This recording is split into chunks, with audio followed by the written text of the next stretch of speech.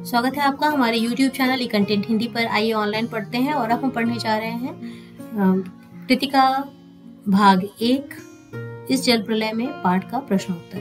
पाठ आप पहले पढ़ चुके हैं, पाठ की व्याख्या भी जान चुके हैं। अब हम प्रश्नोत्तर करते हैं। पहला प्रश्न है, बाढ़ की खबर सुनकर लोग किस तरह की तैयारी करने लगे। तो यहाँ पर आपने जाना था पहले कि किस तरह की तैयारी करने लगे थे लोग। बाढ़ की खबर सुनकर लोग चिंतित हो गए। बाढ़ के कारण उन्हें अनेक परेशानियां झेलनी पड़ती हैं। इन सभी आने वाली कठिनाइयों को ध्यान में रखकर लोग अपने घर ईंधन, आलू, दिया सलाई, कंपोस्ट की गोलियां, मोमबत्तियां, पीने का पानी, सिगरेट आदि का प्रबंध करने लगे। सबसे ज्यादा परेशान दुकान वाले थे। वे अपने सामान को जल्दी जल्दी सुरक्षित स्थान पर पहुंचाना चाहते थे। लोग अपने सामान को रिक्शा, टमटम, टेम्पो और ट्रकों में लादकर अन्यत्र ले जाने की तैयारी कर रहे थे। दूसरा है कि बाढ़ की सही जानकारी लेने और बाढ़ का रूप देखने के लिए लेखक उत्सुक क्यों था।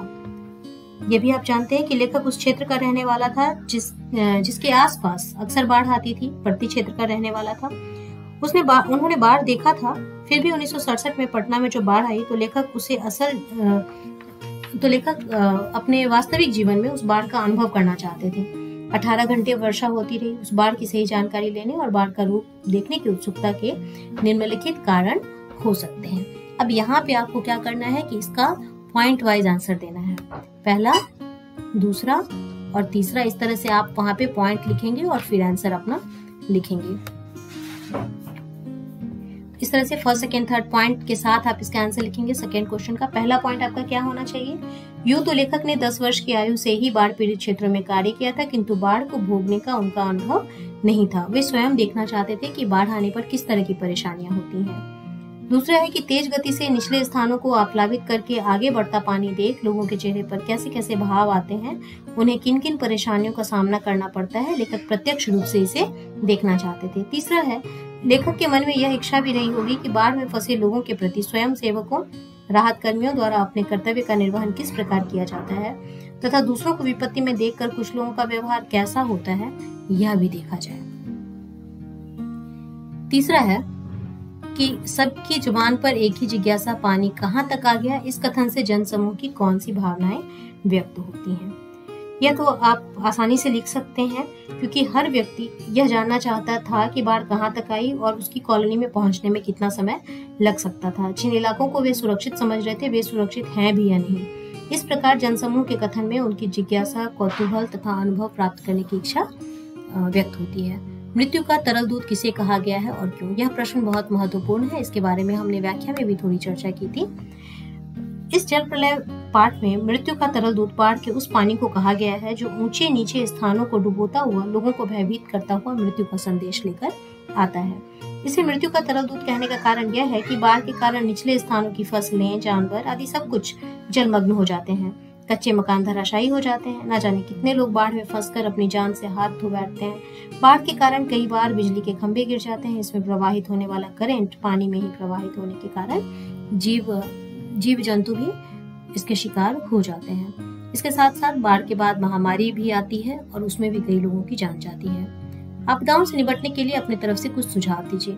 ये जब आप सुझाव देंगे तो इसी तरह आप इसको पॉइंट्स में देंगे सुझाव को, और आप ऐसे सुझाव अपने अनुभव के साथ दे सकते हैं। जैसे कि सबसे पहले आपको क्वेश्चन को ही रिपीट करना है।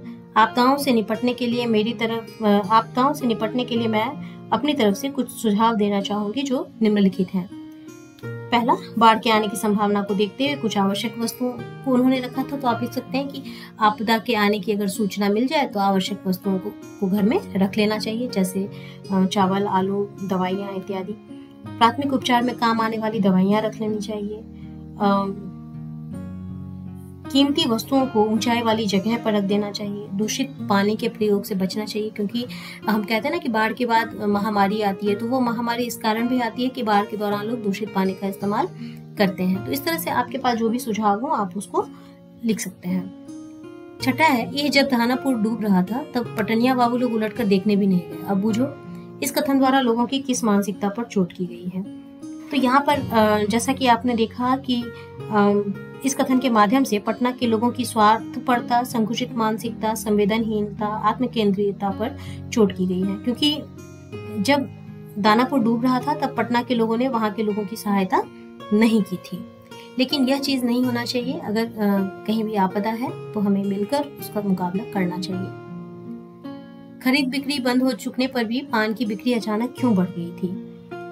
जब खरीद बिक्री बंद हो गई थी उस वक्त पान की बिक्री इसलिए बढ़ गई थी क्योंकि पान की दुकान पर लोग इकट्ठा होते हैं और इकट्ठा होकर के बातचीत करते हैं, समय काटते हैं, तो इसी के कारण पान की बिक्री अचानक बढ़ गई थी।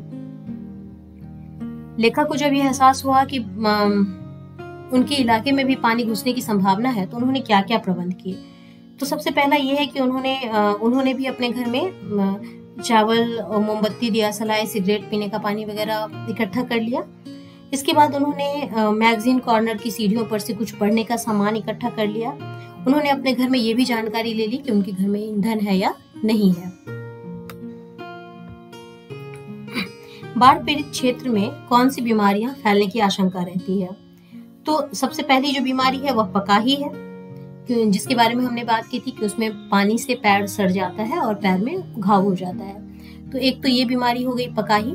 इसके अलावा बाढ़ पीड़ित क्षेत्रों में दूषित जल के कारण, जल एवं खाद्यान्न के कारण मलेरिया, उल्टी दस्त, पेचिश, बुखार, डायरिया, कालरा जैसे बीमारियां फैलने की संभावना रहती है। अब यहाँ पर है, नौजवान के पानी में उतरते ही कुत्ता भी पानी में कूद गया। दोनों ने किन भावनाओं से वशीभूत होकर ऐसा किया? तो जब ये घटना आप जानते हैं कि बाढ़ पीड़ित क्षेत्र में बीमार व्यक्तियों को कैंप में ले जा रहा था। एक बीमार नौजवान के साथ उसका कुत्ता भी नाव पर चढ़ाया। डॉक्टर साहब भयभीत होकर चिल्लाने लगे। बीमार नौजवान पानी में उतर गया। उसके उतरते ही कुत्ता भी पानी में उतर गया। युवक के पानी में उतरने का कारण यह था कि नौजवान कुत्ते से अपनापन तथा भावात्मक लगाव था। वह कुत्ते को अपने परिवार के सदस्य की तरह मानता था। वह अपने परिवार के सदस्य को कैसे छोड़ सकता था? यही स्थिति कुत्ते की थी। वह भी मालिक को अपना सर्वस्व मानता था। तो इस तरह उन दोनों के बीच जो संवेदनात्मक संबंध था उसको यह घटना बताती है। 11वां प्रश्न है, अच्छा है कुछ भी नहीं, कलम थी वह भी चोरी चली गई। अच्छा है कुछ भी नहीं मेरे पास, मूवी, कैमरा, टेप रिकॉर्डर आदि की तीव्र उत्कंठा होते हुए भी लेखक ने अंत में उपर्युक्त कथन क्यों कहा? यह प्रश्न भी बहुत महत्वपूर्ण है। लेखक ने देखा कि उनकी कॉलोनी के आसपास का सारा भाग ही पानी में डूबने लगा है, तो उन्होंने महसूस किया कि अच्छा है कि उनके पास कुछ भी नहीं है। उनके पास ये मूवी, कैमरा, टेप रिकॉर्डर होते भी तो आसपास के लोगों की हृदय विदारक चीखें तथा विभीषिका के दृश्य भले ही कैद कर लेता, पर इससे बाढ़ में फंसे लोगों का कोई कल्याण नहीं हो सकता था। वह सब लेखक के लिए लेखन का विषय बनकर रह सकता था, पर यह सब उनके किस काम का? वह मात्र तमाशबीन बन के रह जाता। लेखक जो हमेशा बाढ़ पीड़ितों की मदद करते आए थे वह उनकी मदद नहीं कर पाते। इसलिए उन्होंने कहा अच्छा है कुछ भी नहीं, कलम थी वह भी चोरी चलेगी। यानी कि वह उस वक्त सिर्फ उस दृश्य को महसूस करना चाहते थे। आपने भी ऐसा देखा होगा कि मीडिया द्वारा प्रस्तुत की गई घटनाएं कई बार समस्याएं बन जाती है। ऐसी किसी घटना का उल्लेख कीजिए।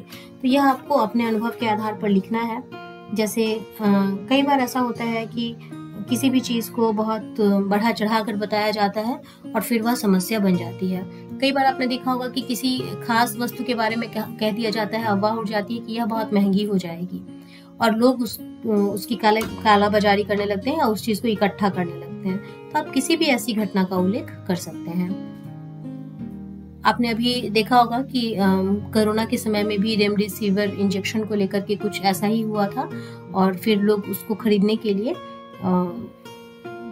एक समस्या उत्पन्न हो गई थी। अपनी देखी सुनी किसी आपदा का वर्णन कीजिए।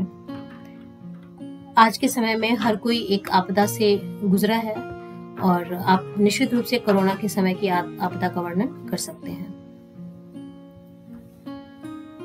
तो आशा है आपने इन प्रश्नों का हल जाना होगा और अब आपको अपना उत्तर लिखने में मदद मिलेगी।